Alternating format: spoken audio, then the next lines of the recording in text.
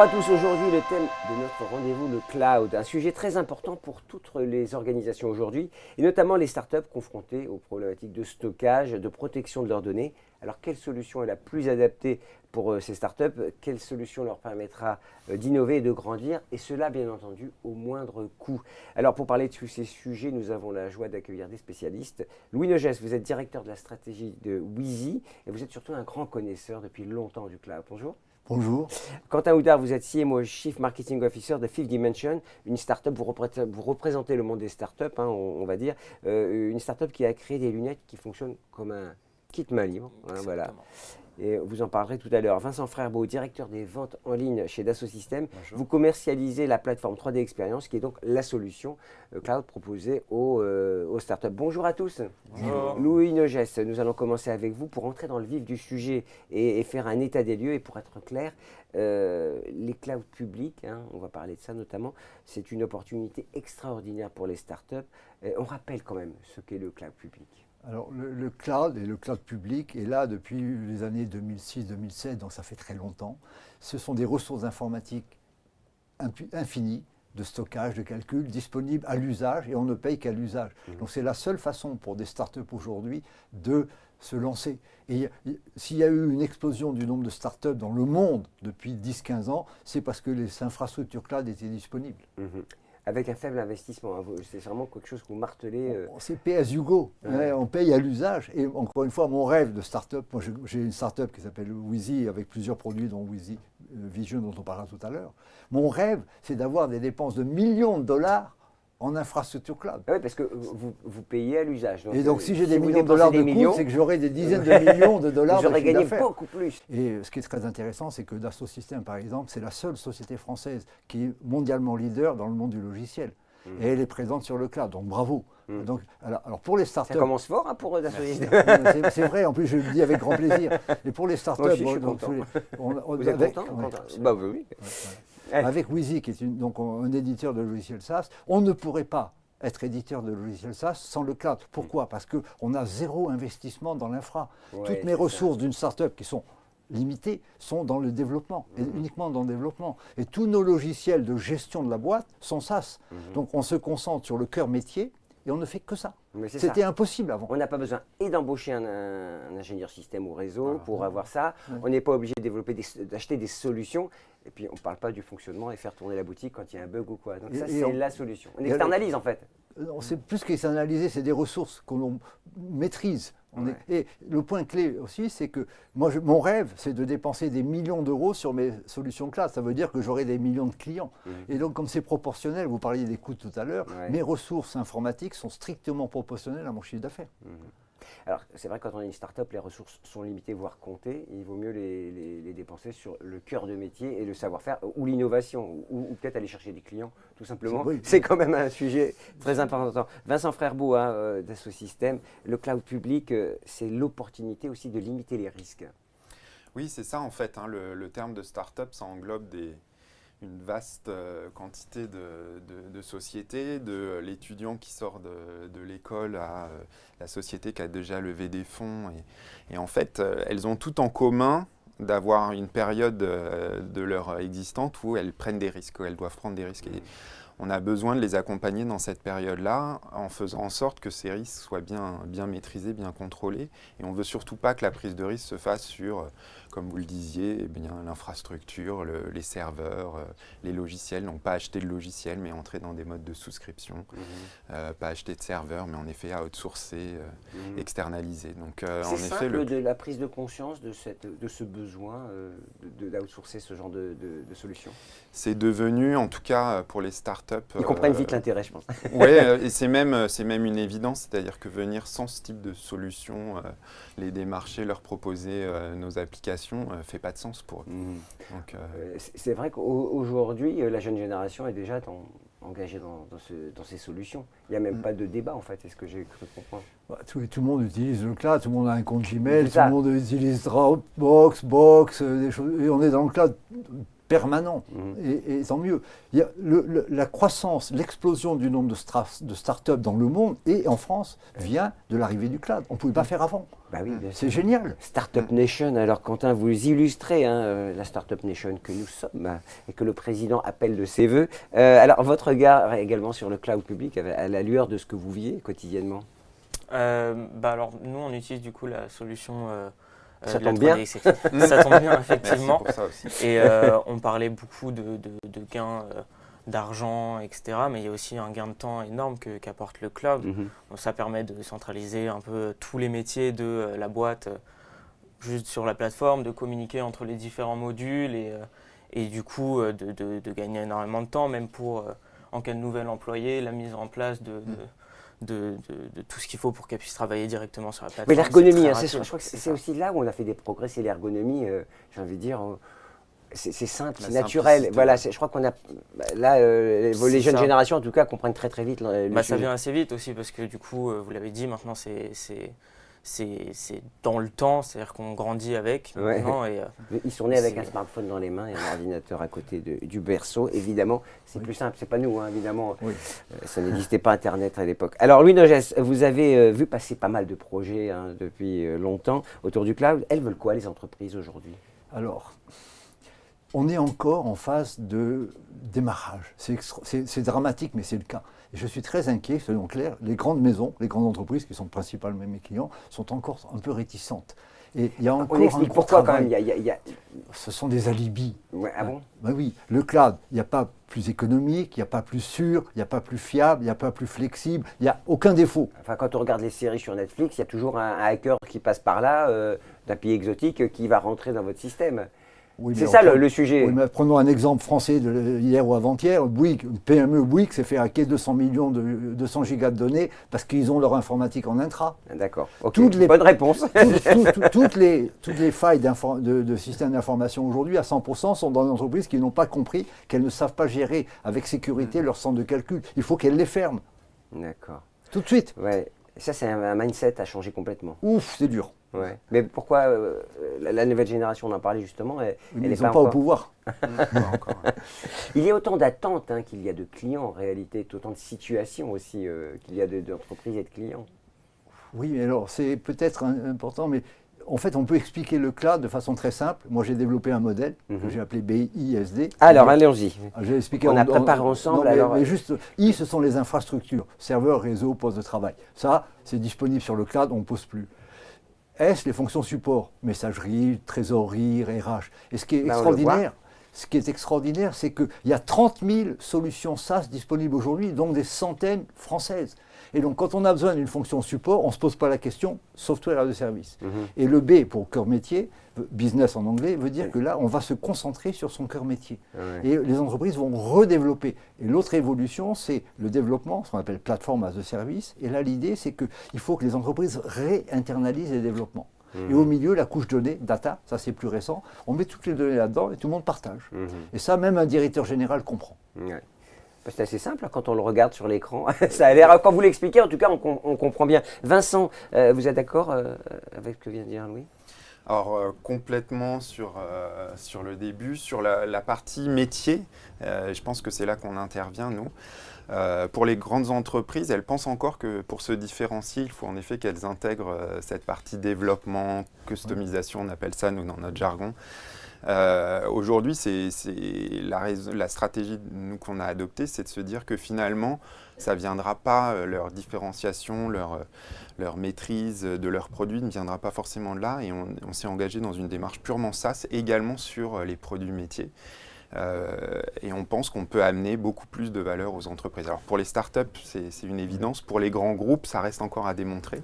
Mais on pourra se revoir dans quelques temps pour en discuter. On fera un petit débat entre vous Mais après. Je pense Voilà. que c'est exactement la même Voilà. chose. On a besoin d'outils pour faire des développements métiers spécifiques de différenciation. Voilà, exactement. Et Il faut ils sont encore se aussi dans le différencier. cloud. Voilà, Et vous exactement. avez des tas d'outils remarquables dans beaucoup de domaines. Voilà. Bah, tout le monde s'entend bien, c'est merveilleux. Quel débat. Alors, les demandes des startups, attends, vous en accompagnez pas mal aujourd'hui. Oui. Quelles sont leurs demandes? On a un peu évoqué tout à l'heure, mais quelles sont leurs demandes justement de ce point de vue-là? Alors aujourd'hui, il y a un fort besoin autour de la collaboration. Alors collaboration, c'est pareil, ça englobe pas mal de choses. Elles veulent faire des études de marché pour savoir comment se positionner. Elles veulent commencer à interagir avec des futurs clients, des futurs acheteurs, des partenaires, des sous-traitants.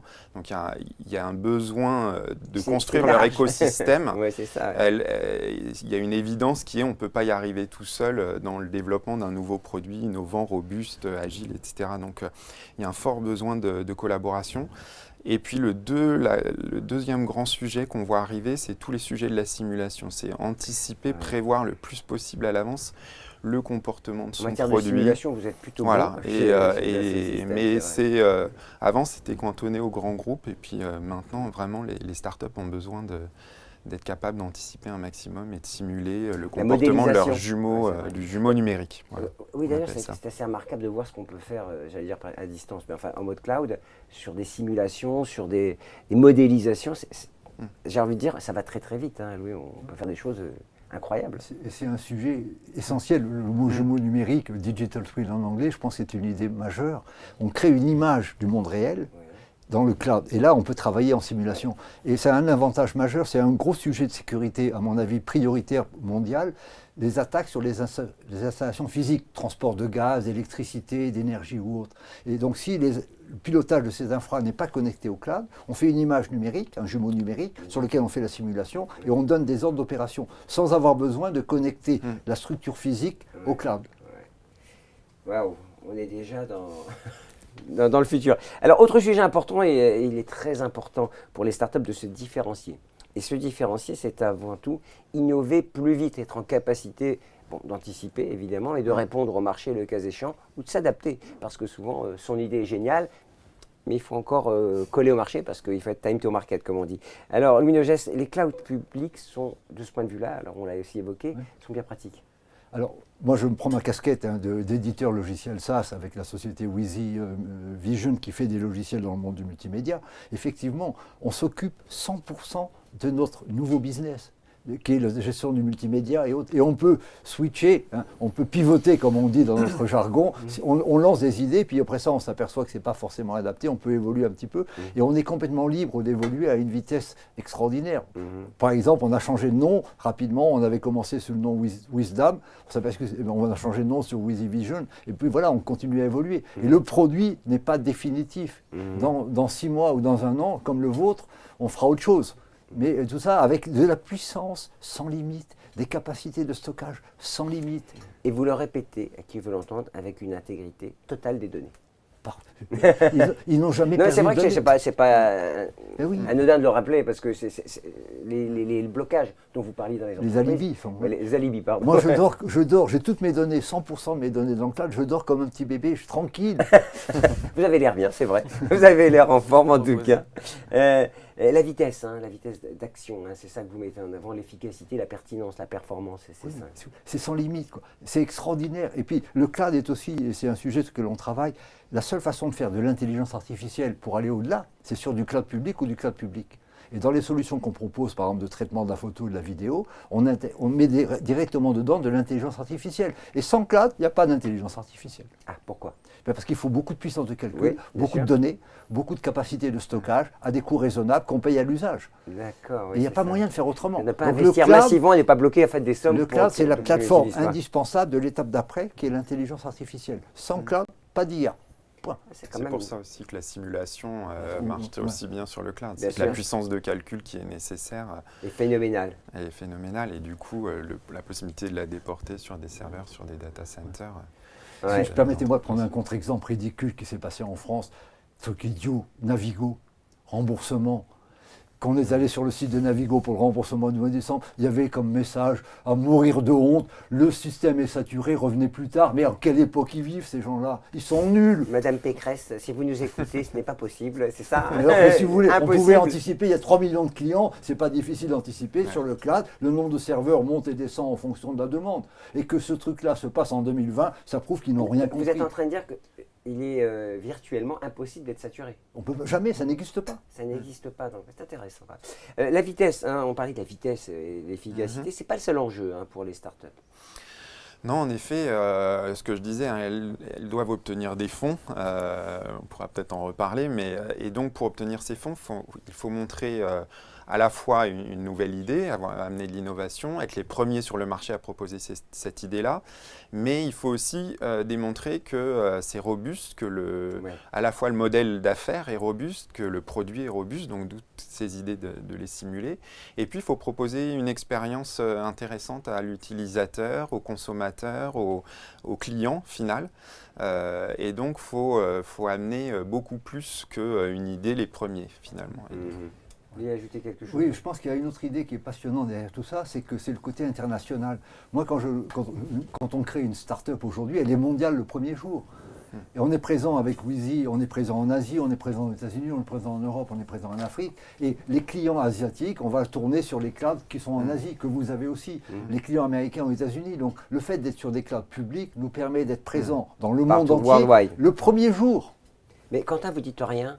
Alors, je suis observateur vous vivez nos paroles, et c'est bien, on est déjà dans l'époque de demain. Alors, le gain de temps, c'est également une donnée importante pour une start-up. Oui, c'est ce que je disais tout à l'heure, c'est que grâce à la solution 3D Experience, on a un gain de temps en fait perpétuel. Nous, on utilise, on a accès à des logiciels, des puissances de calcul auxquelles on n'aurait pas accès normalement. Et c'est un droit de tirage en fait. À chaque fois qu'on veut quelque chose, on le prend. Vous disiez, on paye à l'usage. Exactement. C'est quand même beaucoup plus souple en termes Et encore une fois, le problème de charge ne se pose pas. Plus vous avez de clients, plus vous payez, plus vous êtes heureux. Ah oui, c'est ça. On paye que si on gagne. Voilà. Mais voilà. En gros, c'est une bonne. C'est malin, c'est malin. Mais les startups nous ont appris beaucoup en matière de gestion des entreprises. Alors, quant à justement la vitesse, dans votre idée, d'abord, combien de personnes travaillent autour de Alors, pour le moment, on est une petite dizaine de personnes dans la start-up et on utilise différents métiers, évidemment, parce qu'il faut pouvoir gérer plusieurs parties en interne. On a des ingénieurs, on a des graphistes designers, on a toute l'équipe com et marketing dont je fais partie. Et l'intérêt de la 3D Experience, c'est qu'on va pouvoir centraliser tous ces métiers sur la même plateforme. Y compris des métiers parfois, des ressources extérieures que vous allez chercher, que vous pouvez plugger momentanément sur C'est ça, si on a besoin de louer entre guillemets une expertise ou des compétences, la 3D Experience va nous le mettre à disposition et ça permettra sur le coup de ne pas embaucher. Ça a donc réduit les coûts, on parlait de gain d'argent et on sait que c'est important pour une start-up, notamment au début. Et c'est un gain de temps parce que tout arrive très vite, tout se réunit et ça permet de... L'IA, Louis parlait d'IA, c'est quelque chose que vous allez utiliser ou vous allez en avoir l'utilité en tout cas? Absolument, aussi bien dans le développement de notre produit que dans notre produit derrière qu'on développe. Comme disait M. Nogès, l'impact du cloud. Monsieur, moi je dis Louis, pardon direct, Vous pouvez dire oui, ça va, ok. Le cloud a fait énormément évoluer les choses et va permettre à l'IA de se développer encore et encore dans les prochaines années. Mais juste, ça évolue tous les combien de temps? Parce qu'on disait que tous les 18 mois, la puissance de calcul est multipliée par 2. Oui. Le cloud, ça évolue dans les mêmes proportions. Oui, et ça va peut-être même s'accélérer. On est en exponentiel. Ouais. Et il y a un truc qui est absolument bluffant, mais si vous voulez, on va en parler. Il y a 1000 sujets. Par exemple, tout ce qui est dans le cloud, on commence à faire de l'informatique quantique. Et là, ce n'est pas exponentiel, c'est double exponentiel. Donc ça va encore plus vite, quoi. Allez, troisième thème de cette émission que je trouve passionnante. Pour ceux qui ne savaient pas ce que c'est cloud, je pense qu'aujourd'hui, ils sont bien briefés. On va faire un petit flashback, si vous êtes d'accord, Louis. Qu'est-ce qu'on ne pouvait pas faire avant le cloud? Rien. On ne pouvait rien faire. On ne pouvait rien faire. Honnêtement, mais c'est vrai. Il fallait installer un serveur, ça prenait 6 mois. Les puissances de calcul n'étaient pas au rendez-vous. Et les entreprises étaient obligées de dire non à leurs clients internes. Aujourd'hui, avec le cloud, que ce soit une start-up ou une entreprise, lorsque quelqu'un vient voir sa direction informatique, la seule réponse du DSI, est-ce qu'on peut, il répond oui, yes, avant même la fin de la question. Tout est possible. Et donc, pour une start-up, moi j'ai toujours un DSI qui disait non. Il y en a encore qui traînent. Vous avez un cahier des charges. C'est plus possible de dire non. Ouais. Et tout est possible en termes de réseau, en termes de stockage, en termes de logiciels. Donc ça veut dire on sort la carte cloud, dès qu'un DSI vous dit non, vous dites cloud, c'est ça? Oui, hors du cloud, pas de salut, quoi, pour parler le langage 3D expérience, un peu simple. Quoi. Je pense que vous n'êtes pas contre. Non, tout à fait. Alors, ça a évolué petit à petit, si on regarde avec tous les débuts du cloud, en effet, il y a un peu plus de 10 ans maintenant. Il y a les applications plutôt B2C, notre smartphone, on a pris l'habitude dans notre quotidien. Il y a eu très vite les applications mail, les applications Office, les applications RH, la paye, etc. Oui, les fonctions support. Voilà, en fait, tout ce qu'on appelle les fonctions support, c'est venu assez vite et maintenant c'est une évidence pour toutes les entreprises. Oui. Et puis les applications métiers sont restées un petit peu confinées dans opaques à ouais, tout ça, c'est une boîte noire, confinées quoi. avec à défendre, et en effet les services informatiques dédiés aux fonctions métiers sont restés pendant très longtemps dans cette croyance-là, mais aussi parce que les éditeurs s'y étaient pas encore mis, et on a mis du temps avant de mettre nos solutions Donc ce n'est de pas conception. que la faute des clients. Voilà, si je puis dire. il fallait aussi qu'il y ait une offre, hein, ça va ensemble. Oui. Et c'est vrai que ça a pris du temps. Les premiers éditeurs, soit natifs, soit venant comme Dassault Systèmes, d'installation qui devaient se faire sur le poste client, ont mis du temps avant d'avoir leur suite logicielle, leur portefeuille d'applications qui soit disponible également en mode cloud. Et ça, c'est apparu il y a 4-5 ans. Les fonctions support, on l'a compris. Oui. Et les services sont larges, les solutions sont larges. Maintenant, on trouve tout. Alors, il y a encore pour énormément d'éditeurs le fait que c'est les solutions d'entrée de gamme souvent qui sont disponibles sur le cloud, et on se dit toujours, bon, bah, les startups, elles vont commencer comme ça, et puis Oui. au moment où elles vont Ah oui, grossir, elles vont on les prendre cher. passera sur, elles ont la capacité d'investir, d'avoir des serveurs, etc., d'avoir des sur offres plus mesure, voilà. Et en fait, on se rend compte que elles commencent sur le cloud et puis elles continuent sur le cloud. Parce que donc, il faut avoir tout son portefeuille sur le cloud, c'est vraiment important. Et les éditeurs commencent à... Oui, c'est ça. En fait, il y a un problème d'offre. Hein. Vous l'avez dit, hein, parce que la demande, vous avez dit, bon, ils sont chafouins, certains, mais s'il n'y a pas d'offre, en même temps, il ne peut pas y avoir vraiment de demande. Hein. Aujourd'hui, moi, ce qui me passionne, c'est que l'offre est très en avance sur la demande. D'accord. Et Donc, donc, ça évolue vite. voilà. alors. Et oui, donc on est arrivé, aujourd'hui, il y a une accélération. il y a c'est ce que une vous dites. non-connaissance de l'offre dans les entreprises qui est très très impressionnante. Hein. Et moi je connais pas tout, mais quand même je fais 2 heures de veille technologique quotidienne pour savoir ce qui se 2 passe. heures. Oui, et en Wow. 2 heures j'arrive Ça à va peine à tellement suivre, vite. tellement il y a des nouveautés. 2 heures quotidiennes. Allez, scénario catastrophe, Quentin. Demain, je supprime le cloud chez vous. Qu'est-ce qui se passe? On pleure Je pense que oui, dans un premier temps, on pleure. Non, on dit il n'y a pas de cloud. Ça veut dire que Disons qu'il y a toujours des solutions qui existent. Il y a des solutions qui existaient avant le cloud, donc on pourrait s'en sortir, mais c'est tellement un gain de temps, d'argent. Ça apporte tellement de choses, les possibilités sont quasiment infinies, et ça avance extrêmement vite, donc ce serait très dommage de devoir s'en passer. On perdrait énormément de temps tout le long du processus, en fait. À chaque étape, on perdrait du temps. Scénario catastrophe. Hein. Ouais. J'ai vu là, vous avez été saisi d'effroi d'un seul coup. Vous êtes J'ai devenu imaginé blanc, les jaune, possibilités. vert. Alors justement, on va faire un peu on va regarder des images, parce qu'on parlait gain de temps, vous savez, efficacité. Il y a quelques images que vous voulez nous montrer, Quentin. On va les voir tout de suite, elles sont diffusées. Alors, c'est de simples images d'utilisation de la plateforme, en l'occurrence pour la modélisation et la conception d'une branche de nos lunettes. Oui, ça c'est une branche de lunettes, oui. Absolument, voilà. On peut le voir. Alors, c'est ni la couleur, évidemment, c'est assez dur là Elles de sont beaucoup plus visualiser. chic sur le site, hein, Fifth Dimension. C'est ça, n'hésitez pas à aller voir nos réseaux sociaux et le site internet pour avoir plus d'informations. L'homme de marketing s'exprime. Mais voilà, c'est pour montrer en fait tout ce qui est possible, mais sur la Et plateforme. ça, on est sur le cloud là. Hein, Ça, c'est sur le cloud. ouais, Il travaille en direct dessus, il fait ses changements en direct dessus, et voilà, tout va plus vite en fait. On avait un petit cas d'usage. Hein, Vincent, vous nous donnez quelques exemples de la plateforme 3D Experience?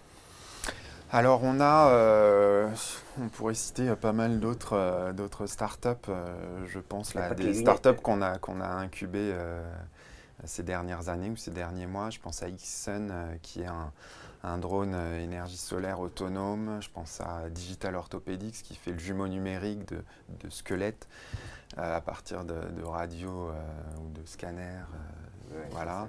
Je pense à Space Train qui a racheté les droits de ce train sur coussin d'air pour exploiter la vitesse qui est possible. On est dans la très très haute technologie, hein. C'est ça. Mais ce qu'on voit là à l'écran, c'est également ça. Les produits sont très complexes, donc ces startups ont vraiment des idées de nouvelles mobilités, de nouveaux usages, donc des produits qui sont complexes, qui sont connectés, avec beaucoup de technologies, beaucoup de brevets derrière et d'inventions. Et puis aussi des usages en termes de partenariat qui sont étonnants, c'est-à-dire que on est sur des structures d'une dizaine de personnes, toute la compétence nécessaire au développement de ce produit n'est pas forcément au sein de ces 10 personnes, donc il faut aller les chercher à l'extérieur. Et souvent, ces startups sont amenées à travailler avec des grands groupes qui ont plutôt l'habitude d'être des donneurs d'ordre d'habitude et qui se retrouvent dans une situation de sous-traitance vis-à-vis de la startup pour amener de la compétence, du savoir, des produits.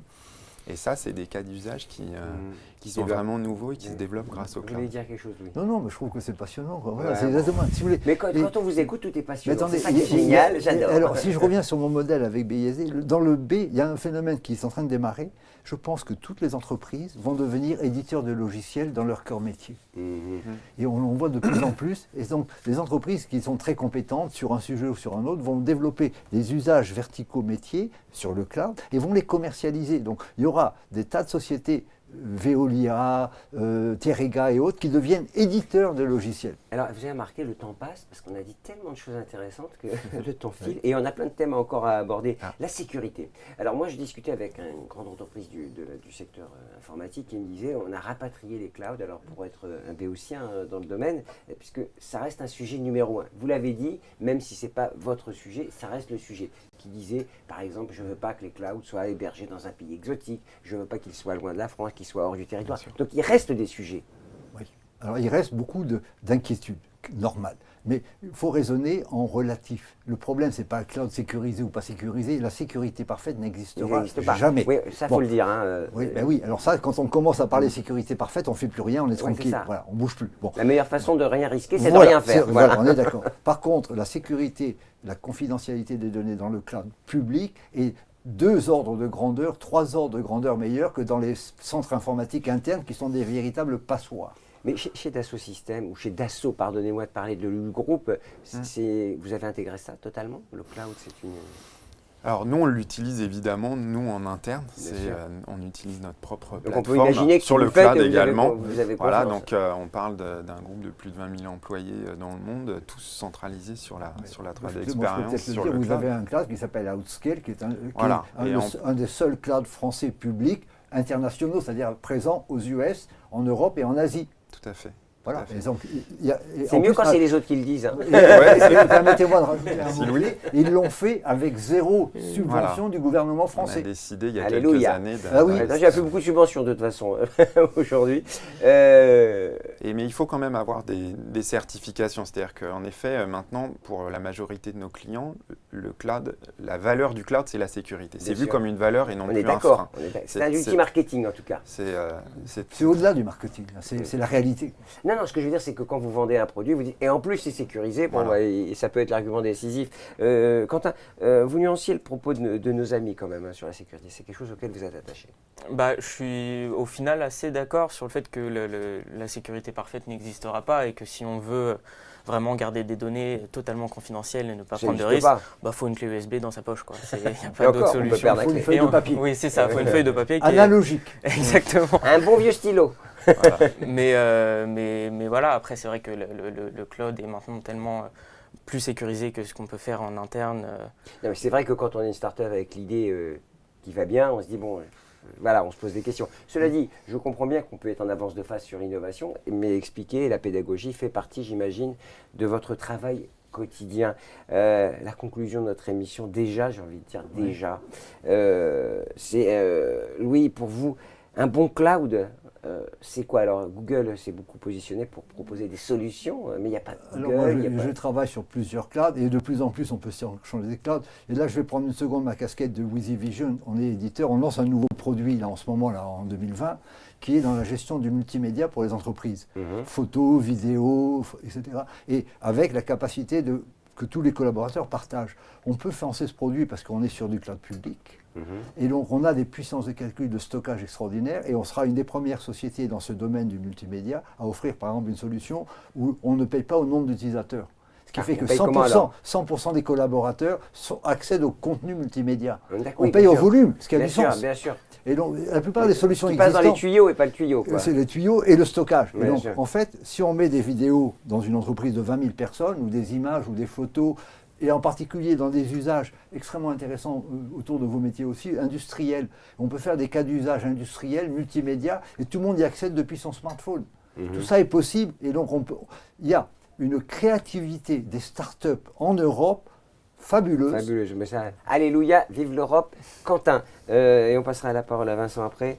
Alors, vous êtes le jeune, hein, vous l'avez compris, de la jeune génération, donc vous êtes un digital native. Un bon cloud, en 3 punchlines, c'est quoi? Un bon cloud en 3 punchlines. 3 mots-clés, on va dire. Je vais surtout reprendre l'exemple. En soi, la trade expérience que nous on utilise et les solutions qu'ils mettent à disposition sont une très bonne solution. Vous en parliez tout à l'heure, mais ce qu'il faut, c'est une offre, en fait, avant tout. Les startups ont peu de moyens. Donc c'est un club pas cher, c'est ça. illimité C'est ça. et sécurisé, on va dire, puisque j'en parle depuis tout à l'heure. Même si Louis, Pour ça gagner en vous fidélisation. embête, je pense que comme usager parfois, c'est vrai qu'on a des petites marottes. Ça ne m'ennuie pas, hein, c'est pas ça, au contraire, je dis simplement que si on veut de la sécurité, c'est ce qu'il faut faire. D'accord, voilà. La solution est dans le cloud. Vincent, l'intérêt du cloud public n'est plus à démontrer et vous conclurez par qu'est-ce que c'est votre plateforme, parce que, votre solution, parce que quand même qu'on en dise un mot et combien ça coûte. D'accord. Bah, en fait, ce qui est sûr, c'est qu'il faut continuer à étudier les startups qui arrivent sur le marché, qui se créent, parce que il y a une grande diversité, une grande innovation, et donc nous on passe beaucoup de temps avec ces entreprises-là pour apprendre de leurs usages et du coup faire des offres qui soient adaptées. Une offre adaptée, ça veut dire quoi? Ça veut dire une offre qui soit agile, qui soit flexible dans le temps. Et donc, on l'a appris notamment avec Fifth Dimension, il faut accompagner avec un minimum de prise de risque tout au long de la mise sur le marché du produit. Et donc, on fait des offres qui sont étalées dans le temps. Alors, notamment, on en lance une nouvelle forme cette année qui est sur 3 ans, parce qu'on a vu que sur 3 ans, ça permet quand même de bien développer le produit, de le lancer à l'international, on en parlait. Et qui soit très très progressive et qui permettent d'accompagner les équipes dans la prise en main de la solution. C'est-à-dire que finalement on paye au fur et à mesure de l'usage. Plus on a besoin de l'utiliser, plus en effet l'investissement est aligné avec cet Bien sûr, usage. aligné avec le business. Un dernier mot qui n'est pas anodin quand on parle des startups chez Dassault Systèmes, c'est que vous avez créé un écosystème d'innovation avec les startups. Vous les accueillez, vous les aidez, vous les accompagnez, sans prise de participation pour, on va dire, parce que c'est pas l'enjeu, c'est en fait accompagner le développement économique de start-up. Ça, c'est un sujet qui est Tout à fait. Alors, c'est en effet, parmi toutes nos offres, il y en a une qui s'appelle le 3D Experience Lab, qui est un accélérateur de start-up, donc pour les plus innovantes, pour celles qui ont une prise de risque autant au niveau de leur innovation produit que de leur innovation de modèle d'affaires, où on va les accompagner et on a chez Dassault Systèmes des employés qui ont fabriqué des avions, des voitures et tous les produits que nos startups cherchent à faire. Donc on les accompagne aussi avec cette expérience-là. C'est du coaching en plus. Alors on a reçu une question, comme quoi les internautes ne veulent pas qu'on s'arrête. Voilà, parce que c'était trop bien. Alors c'est quand même un sujet.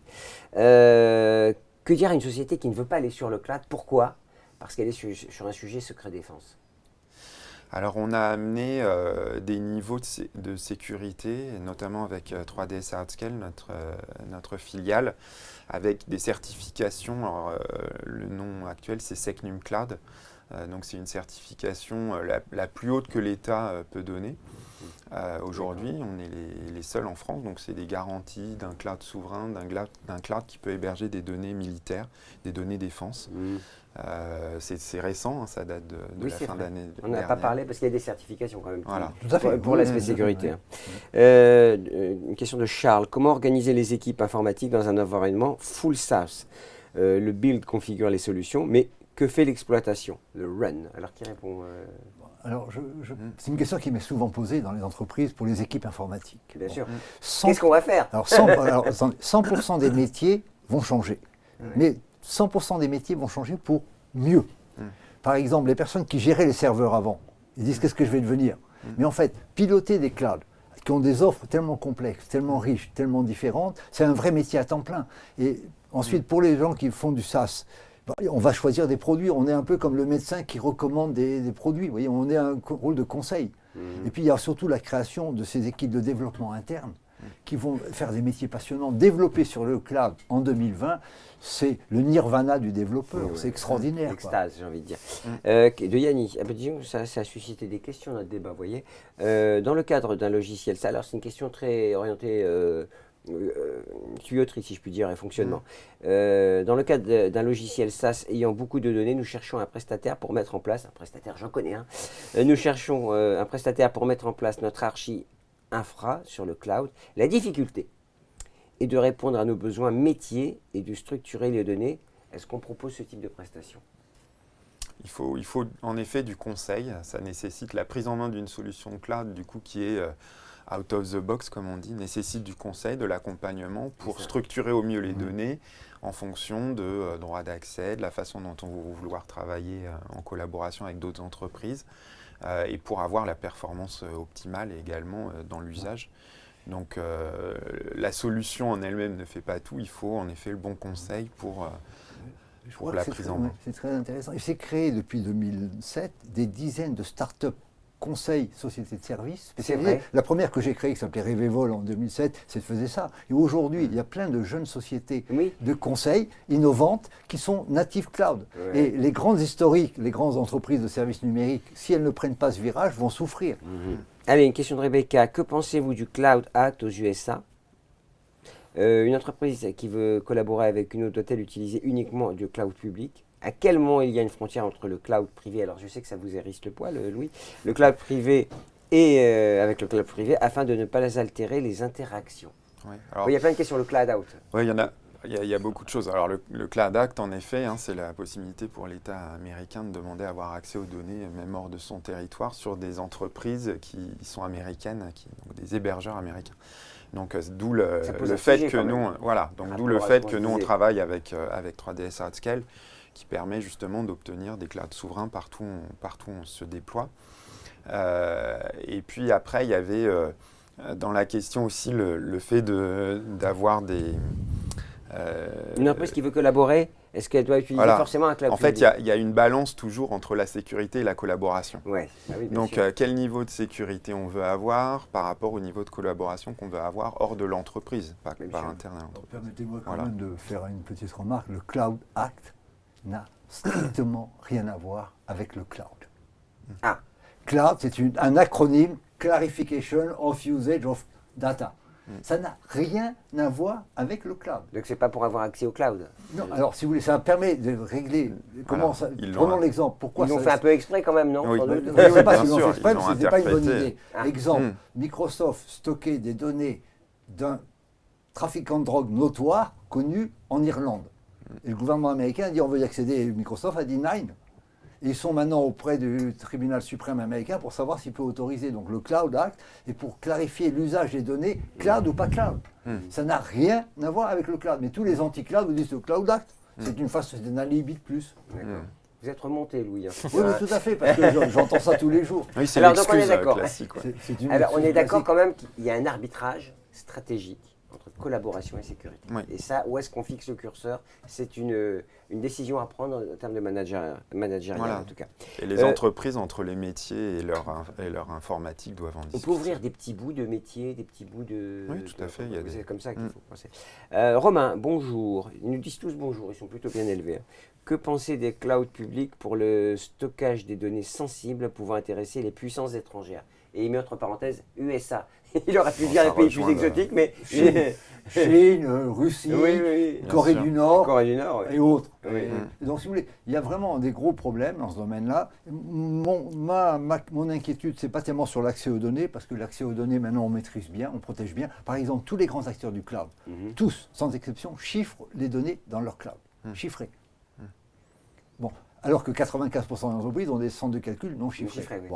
Bon, ça c'est bien fait. Par contre, le vrai danger de ces grands acteurs chinois et autres Corée du Nord, c'est l'attaque des systèmes physiques. Et je pronostique qu'avant la fin de 2020 ou 2021, il y aura une grosse catastrophe mondiale parce que les systèmes physiques sont des vrais passoires. Et ça, c'est ça qui me fait peur. Et concrètement, les lieux où sont hébergés les... Mais on va couper le réseau électrique américain sur le système physique. Puis on coupe les transfos. ou bien on coupe les tuyaux de gaz. Enfin bon, ou on ouvre les... Voilà. Vous avez dit plein de choses intéressantes, mais là j'espère que vous aurez tort. Hein. Mais hélas, je suis... Le plus tard possible, comme dirait l'autre. Ben oui, Alors, mais ça va se produire. Laetitia, j'ai entendu dire qu'il était risqué, ah oui tiens, pour les données d'une société d'être hébergé dans le même data center que son concurrent, a dit qu'une autre. Est-ce que c'est vrai? Excusez-moi, mais c'est une question sympathique. Est-ce que votre Ouais. argent à la banque... Ne vous moquez pas de Mais Laetitia. non, c'est une question sympathique, j'ai dit. Simplement, mon argent à la banque, il est à côté du vôtre, Voilà. c'est à côté du vôtre. Ah, j'aime pas C'est du tout. parti. Alors, mais je sur- partage ma banque, vous vous rendez compte? Voilà. Je partage une Bien banque. sûr. Il me faut ma banque perso. Ouais. Il y a peu de gens qui ont Ce les sont des moyens d'avoir leur rumeurs, banque des perso. on-dit. Ouais, c'est vrai, vous avez bien raison. C'est vrai, quand on regarde comme ça, on est déjà proche des autres. Voilà, c'était passionnant. Hein. On a balayé tous les sujets autour du cloud. Louis Nogès, vous êtes directeur de la stratégie chez Wheezy. Vous êtes surtout un expert et un grand connaisseur du cloud. On me dit qu'il y a des questions. Non, il n'y a pas de questions, je n'ai pas sur ma tablette. En tout cas, Quentin Houdard, vous êtes Chief Marketing Officer de Fifth Dimension. Mais si, j'ai reçu une question. On la pose quand même, je demande à la régie. On la pose quand même, donc je m'arrête. Frédéric, je suis développeur et concrètement, si demain je passe en mode cloud, qu'est-ce que ça changera dans mon quotidien? Bon, on l'a dit quand même depuis 20 minutes. Hein. Allez, les 3 punchlines, Quentin, vous pouvez parler à un jeune développeur, ça changera sa vie. Ah bah ça, Facilité, rapidité, sécurité. Facilité, rapidité, sécurité. Il a Et surtout, pour un prix abordable, hein, c'est il sûr. a surtout une boîte à outils de développement fabuleuse qui n'existait pas il y a 5 ans. D'accord. Ah bah Mounia, du coup, il s'est réveillé. Bonjour, la migration vers le cloud des banques qui représente finalement un univers très contraignant et fonctionnant avec un management traditionnel de type command-control. Oui. Quelle est la question? Je ne sais Ah. pas. Ah, cela met en lumière la problématique de la sécurité. Est-ce que l'agilité du cloud est compatible avec cet univers? Ah. Mais on revient toujours à un problème de sécurité, vous avez vu quand C'est même. un Hein. problème de frousse, c'est un problème d'alibi. Moi, j'habite en Espagne. Je suis beaucoup. J'ai une banque espagnole qui s'appelle BBVA, qui est la deuxième banque espagnole. En 2009, elle a migré sa messagerie sur le cloud. Il y a plus de 10 ans, une banque. Ouais. Mais il y a encore des banques françaises qui ont la frousse. Elles ont la frousse. Bah oui, oui. C'est dramatique, Ouais, ça. bah, c'est un changement culturel. On a vu que le cloud, c'est pas que technique, c'est une C'est culture. avant tout. C'est une culture et ce sera le mot de la fin. Hein. Louis, merci, directeur de la stratégie chez Wheezy. Louis Nogès, Quentin Houdard, CMO, Chief Marketing Officer de Fifth Dimension, qui a fait des lunettes qui... On vous les essaiera un jour, ça doit être terrible. Il va ça, falloir. quoi. Bon, en fait, on retrouve la liberté. C'est Et ça, on peut vous faire avez tout les ce mains qu'on veut. libres, vous avez les oreilles libres Et et ouais. vous pouvez passer un appel juste avec vos lunettes. On est encore toute plus libre simplicité. qu'on ne l'est aujourd'hui, c'est pour vous dire. Et Vincent Frimbault, directeur des ventes en ligne chez Dassault Systèmes, qui commercialise la plateforme 3D Experience. On a tout dit sur la solution. Hein. Je pense. Après, Après, tout le monde est n'hésitez bienvenu. pas également à venir sur notre site internet Oui, et vous puis êtes tous les bienvenus. et nous contacter. Merci, c'était passionnant. J'espère qu'on se reverra très vite pour parler du cloud version X.0. À très bientôt. Au revoir.